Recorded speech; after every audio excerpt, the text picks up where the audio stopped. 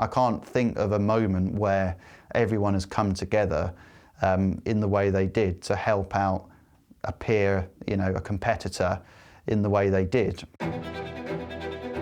Mikey Doble, who is a quiet, unassuming guy out of the car, but a heck of a driver behind the wheel.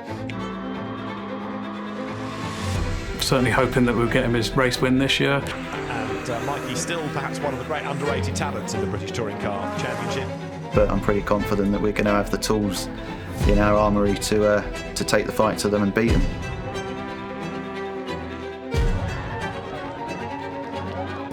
I want to be Mikey, but I want to be there for him. Rather less impressive, it's the Mikey Doble's independent hopes take a knock. Those soft tyres, but Mikey Doble coming through on...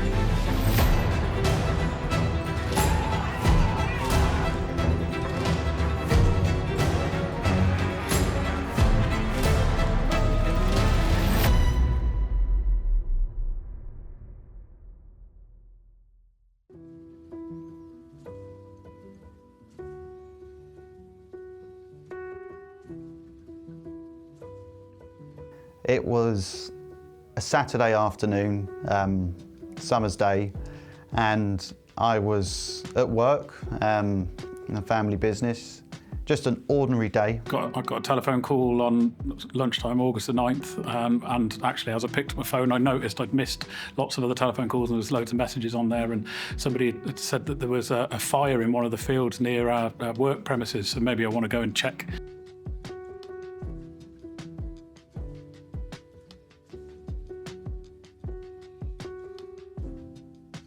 All I was really thinking at that point, Mikey was leading the Independent Drivers' Championship, and obviously there's absolutely no way in the world he could win Independent Drivers if he didn't have a car to go race it. I saw a missed call from Adam Weaver, the boss, and I thought, well, that's strange. We don't often have many telephone exchanges anyway, let alone on a Saturday. So I did try and call him back. And I didn't get an answer, so I thought, okay, well, if it's that important, I'm sure he'll call back. And then it was actually Nick. Nick then phoned me up, and I thought, right, something's definitely happened now, because I've had 2 calls in quick succession. And he just said, have you heard? And I was like, heard what? And he was like, well, it's all gone. I was like, what do you mean it's all gone? He was like, oh, you need to speak to Adam. So as I was on the phone to Nick, I could see that Adam was calling me, so I put the phone down on Nick, called Adam, and he didn't know at this point that I already knew that something was up, and I was like, so what's happened? He was like, I'm terribly sorry, but we don't have a race team anymore. It was a heartbreaking moment. You spend so much time with these vehicles and put so much heart and love into them. I mean, you spend more time with these cars than you do your own loved ones. You do create some sort of relationship or a bond with them in almost a sort of sense. When you look after these things, they to a point, they feel like they're alive, And to watch them going on the Monday morning and seeing the shells, how they were after the fire, it was really, really heartbreaking. They shouldn't have left the paddock like that. They should have gone out on a high. Yeah.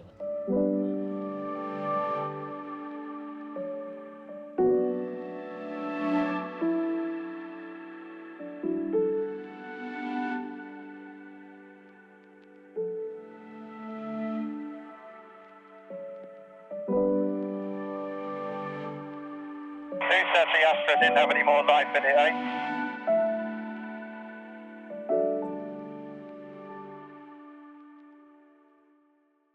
The first moment where I thought that actually our season was going to continue was about 2 hours after I'd initially heard the news that the team had burnt down.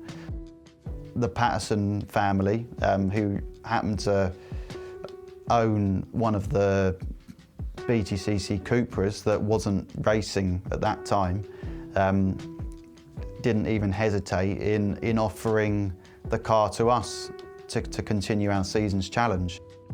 The car was kind of donated to us, I guess, by Dexter and his old man, and obviously we're eternally grateful for that because it gave us the the chance to continue in the season. And I knew 100% that I was racing by Saturday afternoon. Surprisingly early on, I kind of made a decision that we're going to try and find some cars and we're going to go racing no matter what. And that's what we did, but that meant that we ended up with a couple of cars that we don't know at all. But not only that, they weren't proven cars in the championship, so we had a lot of work to do to get them ready to try and get them up to the standard that we want to operate at and try and get some results out of them, which unfortunately proved very, very difficult.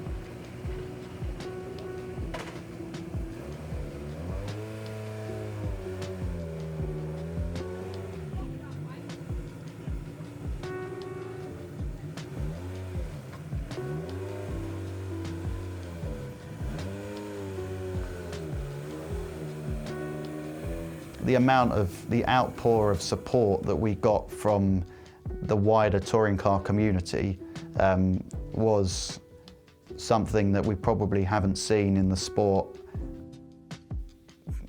this century. I can't think of a moment where everyone has come together in the way they did to help out a peer, a competitor in the way they did. We managed to turn up at Knockhill, and I remember that being probably one of the moments of the season, was to see the PMR set up there at Knockhill in all liveried up Cupras, that we managed to sort out before the weekend started. TOCA actually granted us a 15-minute shakedown session on the Friday afternoon, and anyone that was there will remember the moment where the two PMR Cupras ventured down to the track for the first time and turned laps, because pretty much within, I want to say, 4 days, the team have pulled a team together, two completely alien cars to them, and got them to a state where they're turning laps on a race circuit. So it's pretty incredible, really.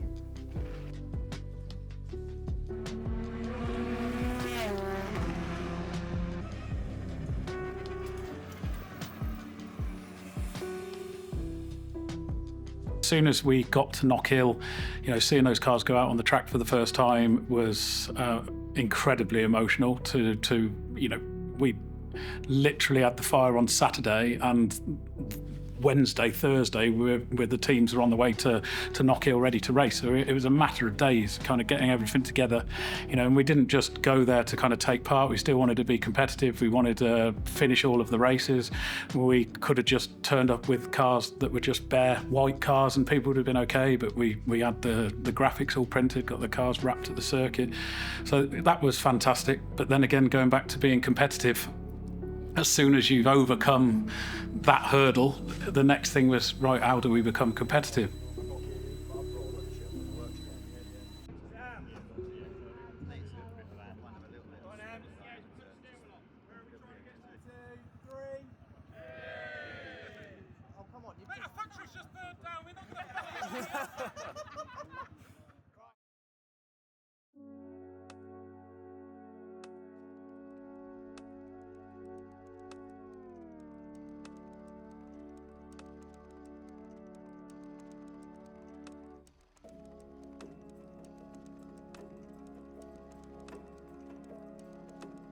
To step into a brand new car, just how difficult is that? Because people might think, well, driving is driving.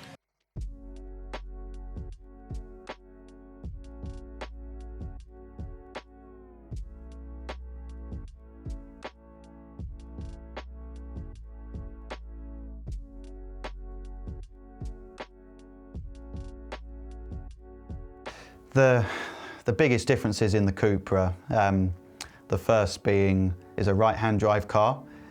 So the Astra was quite a unique car, being a left-hand drive car. There's not many of those left on the grid now. So yeah, I've had to unlearn all of my muscle memory from the Astra and relearn the Cupra, because not only is it sitting on the other side of the car and now shifting gear with my left hand rather than my right hand, it's all the buttons on the steering wheel, which you don't want to be thinking about when you're racing, because it will be a minefield and you won't you'll expend some of your focus on what you're doing with your fingers or thumbs over what's going on ahead of you. So all of the buttons are now flipped. So the hardest part of that weekend for me was the start procedure, because the start procedure in these cars is something that takes time and experience to learn. And you know, you've got a line lock brake on the wheel, you've got a launch control, you know, you've got to get your braking pressure right, and all of that felt totally different in this car.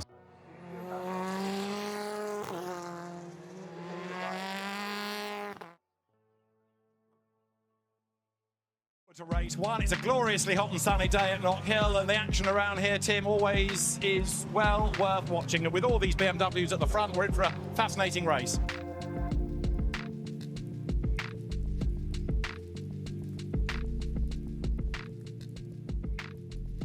So, mega job by everyone, the whole of the team, to get us here in the first place. That's a win, really. But I'd be lying if I said it isn't difficult. You know, it's tough. I thought we did an okay job in qualifying yesterday.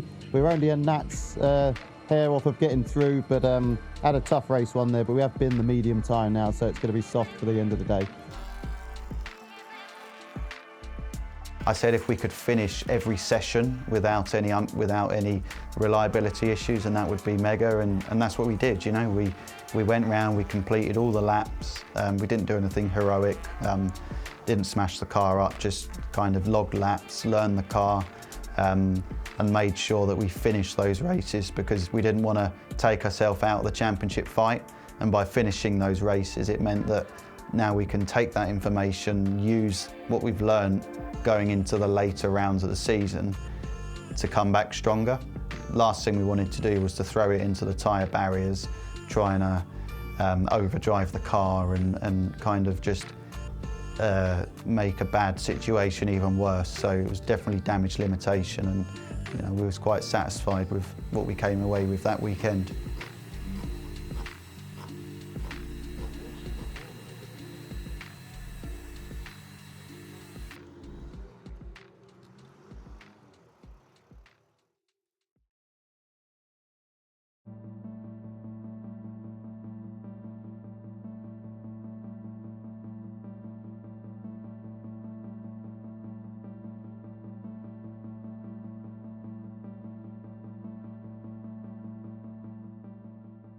So we just completed our track walk here at the famous Donington Grand Prix circuit. It's definitely one of my favourites we come to all year. Always provides great racing, lots of opportunity for overtaking, and I think we're all going to have a blast on Sunday.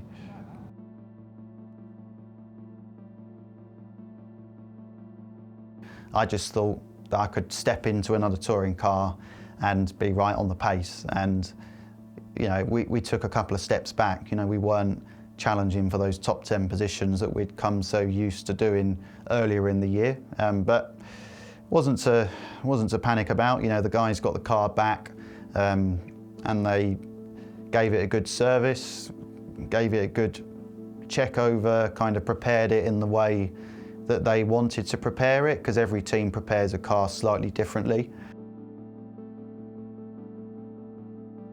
Just 3 more weekends to go in the Quick Fit British Touring Car Championship, and they start right here at Donington.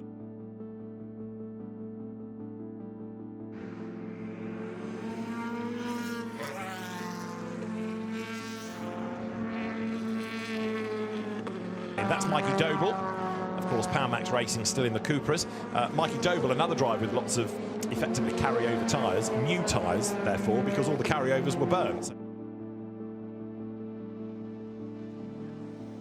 Just back to Mikey Doble, of course, he qualified 3rd here on this circuit last year. To be fair, yeah, we went out on Saturday, the car felt a little bit better, but we were still struggling for pace.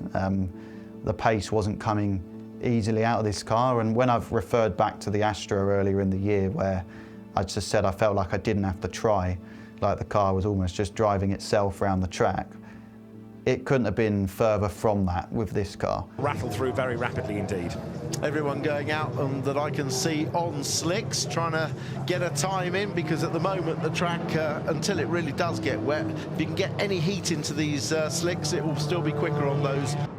but it doesn't look that wet to the eye. However, Mikey Doble is the fastest, 140.981. Darker and wetter, doesn't it?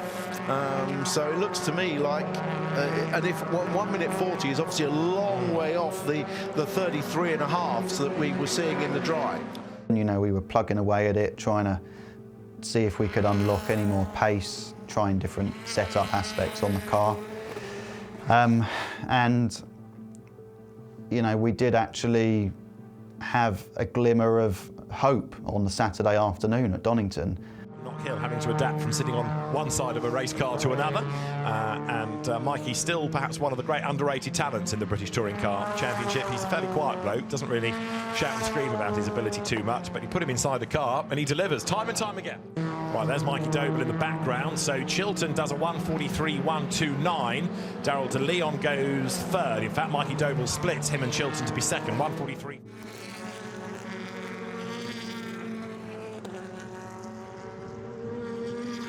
That is Mikey Doble who goes through, and Doble did not improve even though he had a couple of good sectors. The middle one was down and the lap time was down. But yeah, I think you're right, the track has got slower. It was all looking like we were going to be in a great position to take some more independence wins on the Sunday, until the dreaded roller didn't quite go under our front splitter. And then, yeah, that was the end of that. P23, thank you very much.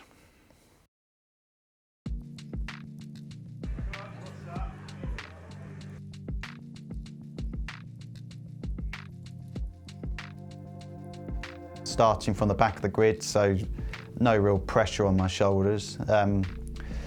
But yeah, Sunday was a relatively tough day, kind of back to full dry conditions. It kind of put us back into the position where we were struggling for pace again. And whilst we tried to get an early advantage by using the better tyre, it didn't really come to much avail because we still ended up finishing down outside the points. At Donington, Tom Chilton is on pole position. The lights are red. Lights out, good getaway made then by Smiley from third on the grid. Demon start as you would expect from Darrell de Leon, but it's going to be Tom Chilton just ahead on the run down towards Redgate. To the outside line goes Tom Ingram. Is he going to be able to go all the way round the outside to clear his teammate? He's going to try. Not too much, it's all about how quickly you can switch the car on as Osborne gets up the inside of Doble. There's three abreast there. Remember, Doble started last. Absolutely. So now with championship points at play, this is the battle between Josh Cook and Mikey Doble for 17th place. Toyota versus Cupra, and Josh Mink. It was just a bit of a grind on the Sunday of Donington. You know, we didn't really turn it into any decent results. You know, we struggled with car balance again all day. And at this point now, we're starting to learn that, you know, this car doesn't want to give us an easy ride. You know, we're nowhere near extracting the sort of performance out of this car that we were with the Astra. You know, we've got a lot of work to do. This is only the beginning. You know, at this point we're struggling. You know, our independent title rivals, who were at the time Restart Racing, and Chris Smiley and Dan Lloyd, they're having an easy ride of it because I'm no challenge to them. The final meeting of the year is always a spectacle. Doble on the outside line up towards paddock. The only hope that we'd got really was to back everybody up. To let him bite, can't afford to be throwing away points. Doble locks up. It was a real strong race for us because it was the best the car had felt to me since we'd had the Cupra.